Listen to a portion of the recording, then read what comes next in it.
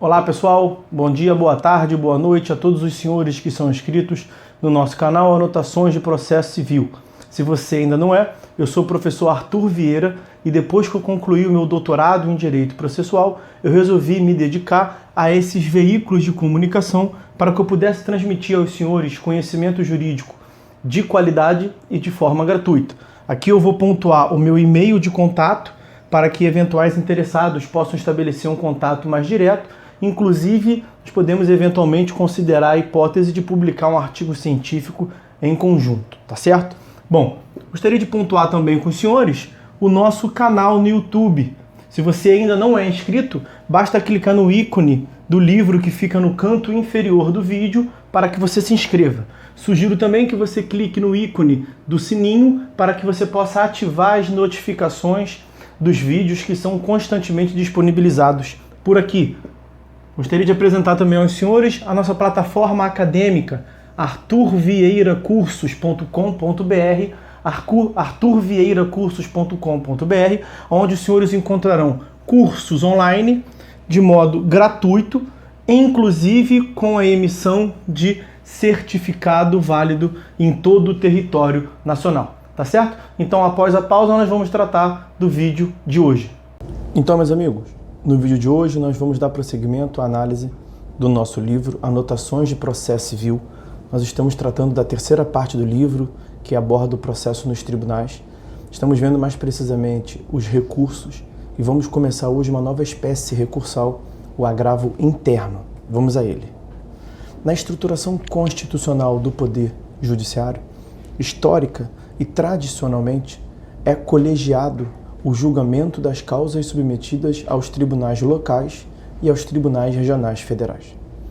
É da própria natureza estrutural dos tribunais que as decisões sejam emanadas de deliberação tomada por votos num colegiado de magistrados. Porém, em razão do excessivo número de recursos, resultante da também excessiva judicialização dos conflitos, especialmente dos chamados conflitos de massa, e levando em conta a necessidade de imprimir certa celeridade à prestação jurisdicional, nota-se nos últimos anos forte tendência de ampliação dos poderes do relator ou do presidente do tribunal para proferir decisões monocraticamente, isto é, sem a participação do colegiado, ao menos em um primeiro momento. O legislador do CPC de 2015 não se afastou dessa tendência. Para dar mais celeridade e eficiência ao processo, e também por razões de economia processual e de efetividade da tutela, ampliou ainda mais os poderes do relator. Assim, o artigo 932 permite que o relator, singularmente, monocraticamente, aprecie o pedido de tutela provisória nos recursos e nos processos de competência originária do tribunal. Inciso 2º do 932.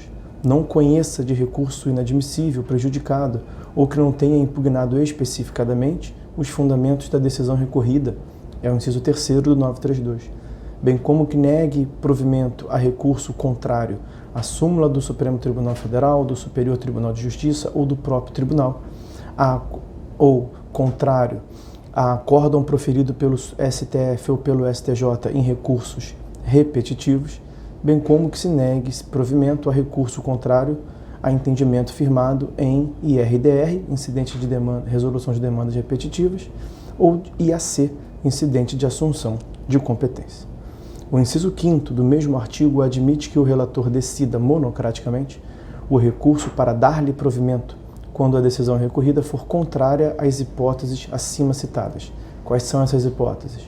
Súmula do STF, súmula do STJ e súmula do Tribunal Local, julgamento pelo STF e pelo STJ de recursos repetitivos, RESP repetitivo, RE repetitivo, ou IRDR, julgamento de incidente de resolução de demandas repetitivas, e IAC, incidente de assunção de competência.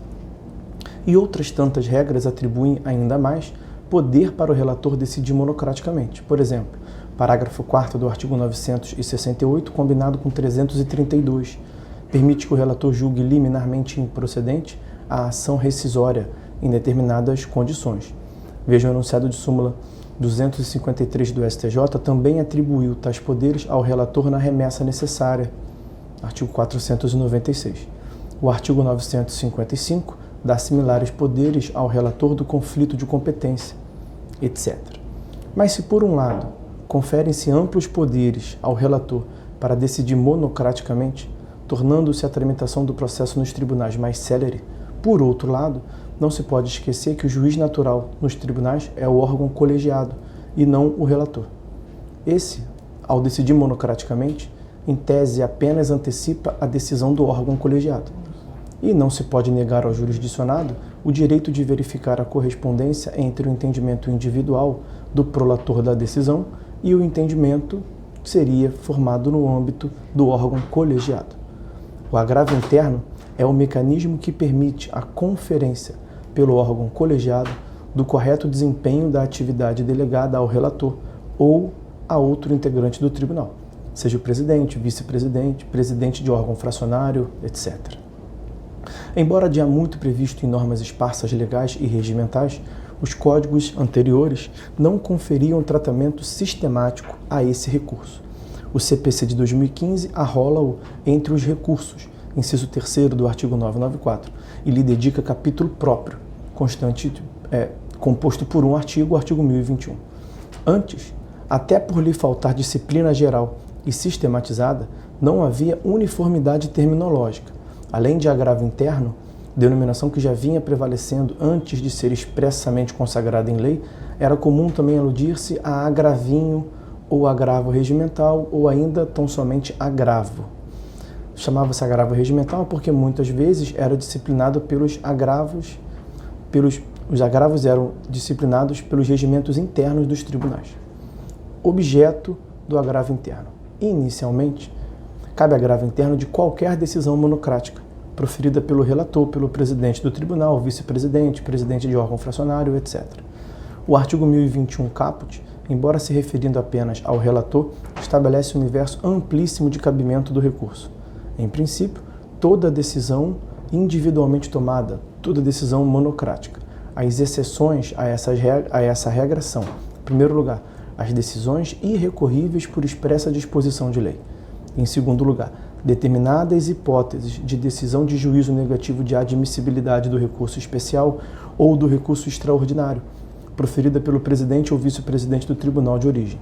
É porque, nesse caso, embora se trate de decisão monocrática, o recurso cabível é outro, é o agravo em recurso especial ou agravo em recurso extraordinário, a ser julgado diretamente pelo STJ ou pelo STF, respectivamente, conforme previsto no artigo 1042, com a redação dada pela Lei 13.256, de 2006. Nesse caso, o presidente ou o vice-presidente não atua por delegação de seu tribunal ou de algum órgão fracionário desse tribunal, e sim por delegação direta do STJ e do STF, aos quais constitucionalmente compete os juízos de admissibilidade e o juízo de mérito no recurso especial e no recurso extraordinário, respectivamente. Mas, ainda assim, há hipóteses de negativa de subida do recurso especial ou do recurso extraordinário aos tribunais superiores que são impugnáveis por agravo interno. É o caso específico do parágrafo 2º do artigo 1030. A parte pode interpor agravo interno tanto contra a decisão que julga, no mérito ou não, o recurso ou o processo ou incidente de competência originária do tribunal, quanto contra decisões tomadas no curso do procedimento desse recurso, processo ou incidente. Exemplo: a decisão do relator sobre o pedido de efeito suspensivo ou de tutela antecipada recursal, efeito suspensivo ativo, ou ainda sobre a admissibilidade de provas na ação rescisória ou em outra ação originária que veremos adiante. Com o caput do artigo 1021, como o caput do artigo 1021 refere-se apenas ao relator, pode-se questionar o amplo cabimento recursal contra as decisões monocráticas de outros integrantes do tribunal, como mencionamos ainda há pouco, seja o presidente do tribunal, o vice-presidente do tribunal, um presidente de órgão colegiado, fracionário. Mas nesse ponto cabe considerar a essência colegiada dos tribunais e a função de conferência de delegação de que se reveste o agravo interno. Em princípio, e mesmo no silêncio da lei ou dos regimentos internos, caberá esse recurso de agravo interno contra as decisões monocráticas tomadas no exercício de competência delegada. É um modo de se preservar a essência colegiada dos tribunais que é constitucionalmente consagrada. Aliás, há algumas décadas, o STF proferiu decisões, inclusive em controle direto de constitucionalidade, afirmando que seria inconstitucional a proibição regimental do agravo interno contra decisões monocráticas dos tribunais. É porque, ao fim e ao cabo, o juiz natural, o juízo natural para julgamento dos recursos é um órgão colegiado. E como nós vimos, o relator ou outro membro qualquer, como o presidente do tribunal, o vice-presidente ou presidente do órgão fracionário, esses sujeitos atuam por delegação de uma competência que é própria do órgão colegiado. Tá certo?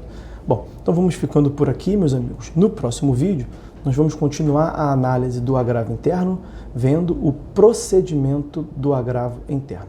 Então, por hora é só. Fiquem todos com Deus e até a próxima.